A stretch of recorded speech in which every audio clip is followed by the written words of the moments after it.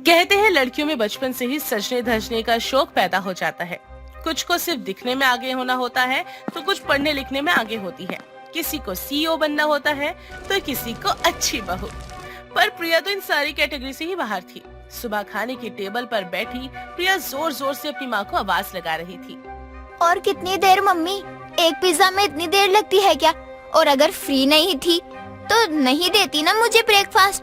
तुम्हें पता है ना, मुझे इस तरह खाने का इंतजार करना बिल्कुल भी पसंद नहीं है।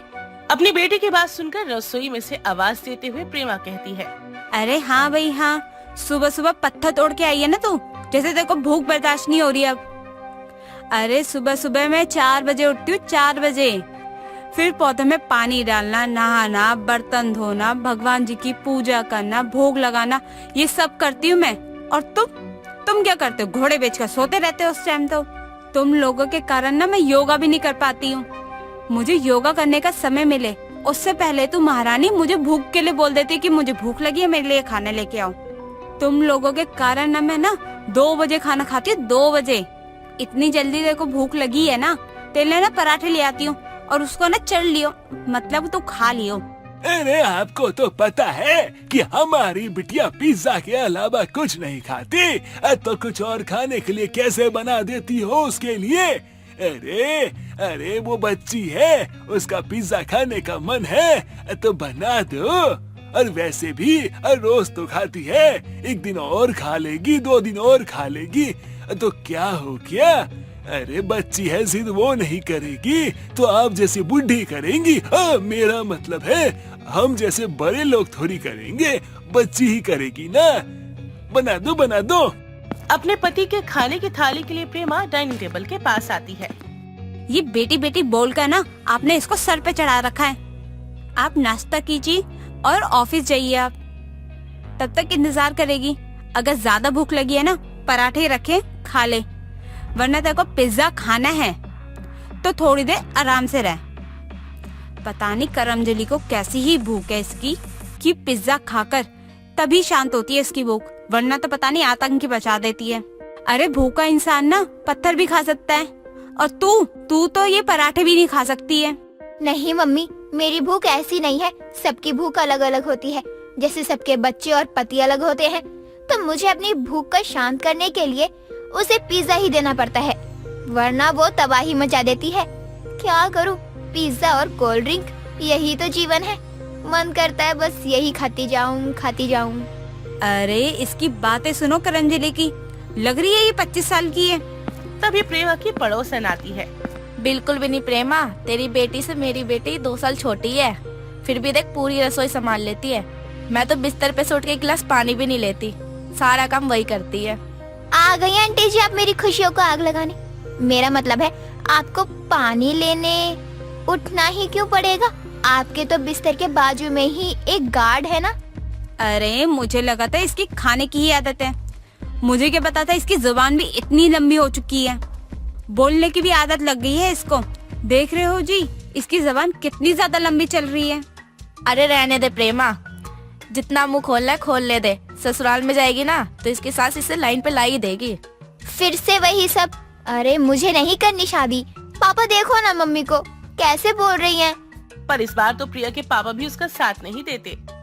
नहीं बेटा, शादी तो करनी पड़ेगी। अब तू 22 साल की नहीं, अब 25 साल की हो गई है। 2 महीने बाद 26 की हो जाएगी। अरे मेरे नजर में कुछ रिश्ते हैं, उनसे बात करता हूँ, जो पसंद आए ब्याह कर लियो, ठीक है? और प्रिया के घर वाले उसके लिए रिश्ता देखना शुरू कर देते हैं। ऐसे ही एक परिवार आज प्रिया को देखने आया था। तो बताओ क्या क्या बना लेती हो तुम? मैं ये नहीं कहूँगी मेरी होने वाली मम्मी जी कि मैं किचन में जाकर पानी उबाल देती हूँ। बिल्कुल भी नहीं। मैं बनाती हूँ दुनिया की बेस्ट पिज्जा। क्या बताऊँ आंटी जी, मुझे ना पिज्जा खाना बहुत पसंद है। अमन जी देखना कैसे बोल रही है। आपने अपनी बेटी को सिखाया नहीं है क्या कि बड़ों से कैसे बात की जाती है? और एक बात बताओ बेटा, तुम्हें पिज्जा के अलावा और कुछ बनाने आता है या नहीं? कहेंगे तो मैं पिज्जा का ब्रेड भी बनाना सीख लूंगी होने वाली मम्मी जी। अच्छा, आगे क्या सोचा है? क्या करना है तुम्हें आगे जाके? एक ब्रांड बनाना है, देसी पिज्जा। क्या शर्मा जी, आप हमें किस लड़की के घर पे ले आए देखने के लिए? अरे जिसे पिज्जा के अलावा और कुछ बनाने आता ही नहीं है, हम क्या जिंदगी भर पिज्जा ही खाते रहेंगे? शर्मा जी, मैंने भी आपको बहुत देख लिया। आपके जितने भी जान पहचान के है ना, सब ऐसे ही हैं। एक तो कल मुहा मेरे पैसे लेके भाग गया, और दूसरे ये हैं कि अपने पागल बेटे की शादी मेरे बेटे से करवाना चाहते हैं। अरे अरे बहन जी, जरा ठीक से अच्छे से देख तो लीजिए। अब जो देखना था ना भाई साहब, हम वो देख चुके हैं। अब हम घर जाके सोच समझ के आपको बता देंगे। नमस्ते भाई साहब। अरे बहन जी, नाश्ता तो करके जाइए। एक काम करिए ना, ये सब ना अपनी बेटी को ही खिलाइए, क्योंकि हमारा तो पेट भर चुका है आपकी बातें सुन सुन के। जी जैसे ही खुशबू वापस लौटती है, प्रिया की उसके घर वाले खटिया खड़ी कर देते हैं। अगर ऐसी ही बात करेगी ना ये लड़कों वालों के सामने, तो कोई भी राजी नहीं होने वाला। मुझे तो समझ नहीं आ रहा कि मैं इसका क्या ही करूं। और हमेशा की तरह प्रेम अपनी पड़ोसन काजल के पास जाती है और उससे इस मामले के लिए सलाह मशवरा करती है। अपनी बेटी को ना चुप रहना सिखा दे, और हाँ, अपनी बेटी को बता दे लड़के वाले के सामने बेस्ट बहू कैसे बनते हैं। और हाँ, ये अपने ससुराल चली जाएगी ना, तू टेंशन फ्री हो जाएगी। और वो अपने ससुराल जब जाएगी तो उसकी सास उसे मारे पीटे जलाए जहर खिलाए, वो सब उसकी जिम्मेदारी होगी, तेरी कुछ नहीं होगी। बस एक बार ससुराल चली जाए, फिर तो ये जाने और इसकी साथ जाने, तुझे टेंशन लेने की जरूरत नहीं है। और जब तक विदाई नहीं हो जाती ना, जब तक इसे संभाल ले, और जैसे जैसे मैं कह रही हूँ ना, बस वैसा वैसा करती जा तू। और काजल अपनी कड़ी निगरानी में एक स्क्रिप्ट तैयार करती है और प्रिया को रटवा देती है। और अनिल के परिवार के सामने प्रिया उसे तोते की तरह बोल देती है।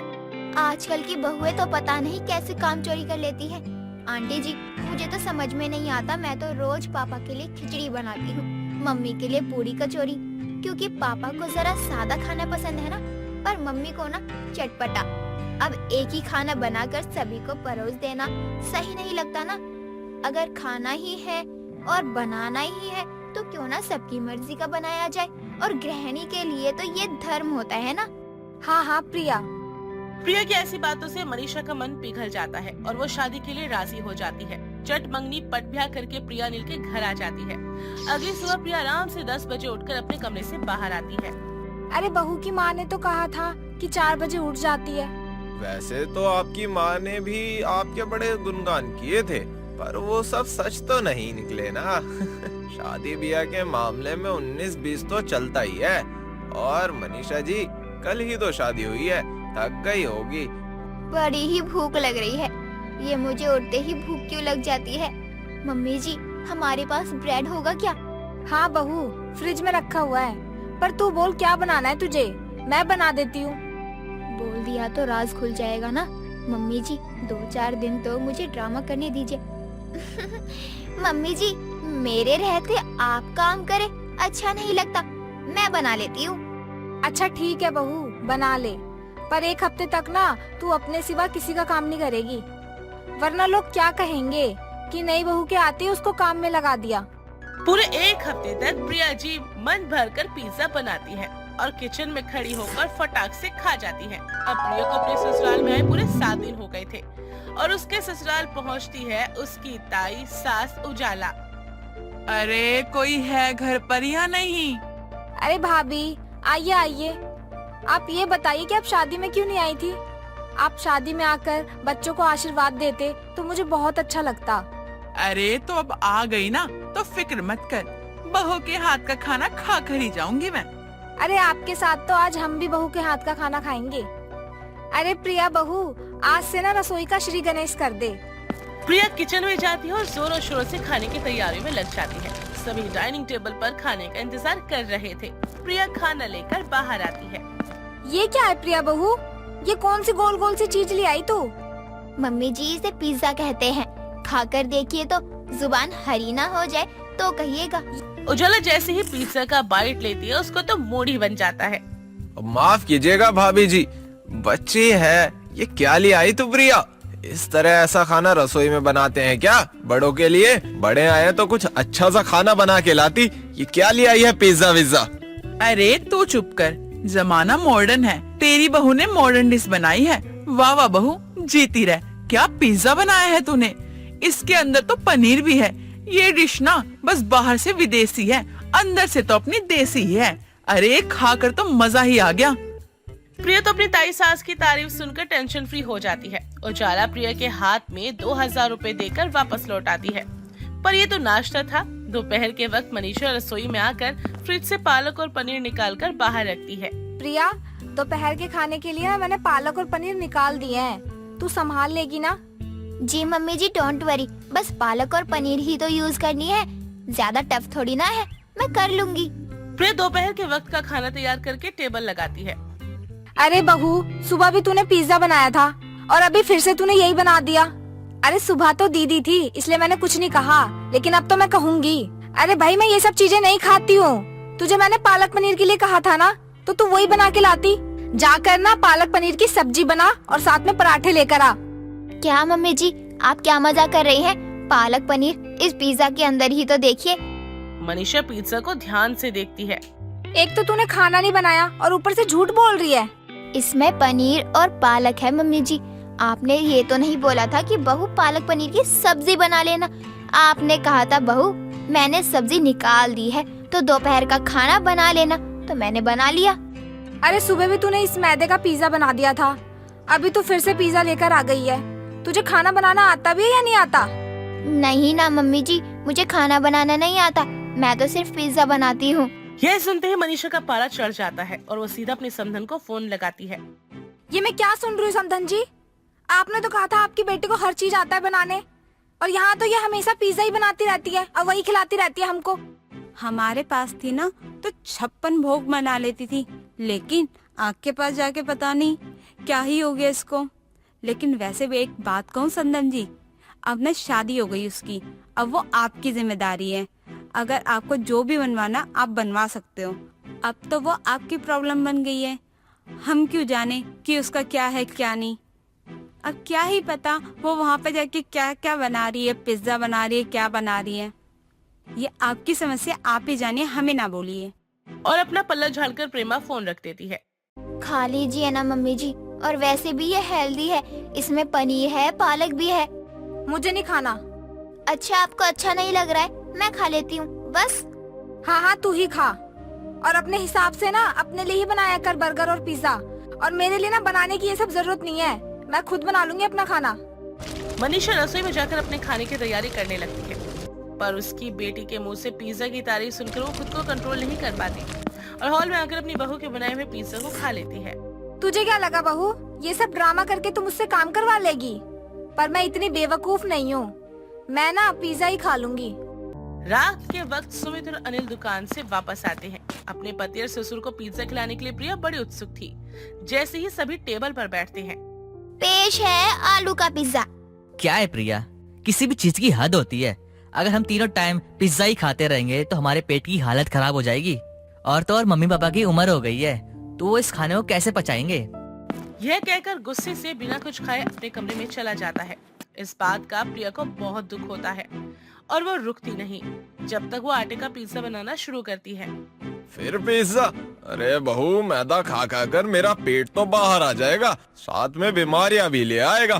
फिर लगाते रहूंगा मैं हॉस्पिटल के चक्कर तेरे चक्कर में। अरे ऐसा ना हो, इसलिए मैंने पौष्टिक पिज्जा बनाया है। इसका ब्रेड ना घर पर ही आटे से बनाया है मैंने, उसे फर्मेट भी किया है और बिल्कुल मार्केट के ब्रेड जैसा ही तैयार हो गया। अब चख कर देखिए तो सही पापा जी। अंदर मैंने ना वेजिटेबल्स भी डाले हैं, beans, capsicum, coriander leaves, garlic, onion सब है, साथ में दाल और धनिया की चटनी भी है। अरे तू इतनी मेहनत करती है पर खाना नहीं बनाती, चल कोई बात नहीं। सुनिए जी, ये पिज्जा ना दाल रोटी के बराबर ही है, खा लीजिए। भले ही प्रिया को पिज्जा के अलावा कुछ बनाना ना आता हो, पर ये दिमाग तो सही लगा लेती है। अगर यही पिज्जा सही बच्चों की माएं उन्हें खिलाएं तो बच्चे खुश रहेंगे और माँ भी।